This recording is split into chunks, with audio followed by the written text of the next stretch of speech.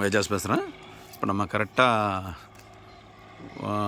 ஓங்கூர் ஜிஎஸ்டியிலேருந்து கரெக்டாக உள்ள ஒரு 2 கிலோமீட்டரில் நிற்கிறாங்க. இது வந்து ஒரு 6 ஏக்கருங்க ஃபார்ம் லேண்டு.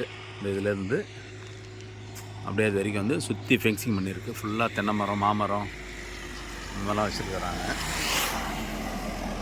பஸ் ரோட்லேயே இருக்குங்க. அதாவது ஃபார்ம் லேண்ட் கேட்குறவங்களாம் அது அப்படியே அது ரெடி டு ஆக்குபையாகவே பண்ணலாம். ஃபுல்லாகவே சுற்றி இது பண்ணி காம்பவுண்ட் போட்டு ஃப்ரண்ட்லலாம் சைடில் ஃபுல்லாக ஃபென்சிங் பண்ணி நல்லா அதை பாருங்கள், கார் போகிறதுக்காகவே கரெக்டாக வச்சுருக்காங்க. மாமரம், தென்னை மரம் இந்த மாதிரி வச்சு எல்லா மரமும் இருக்குது. சப்போட்டா எல்லாமே இருக்குது. ஒரு கிணறு சர்வீஸ் இருக்குது.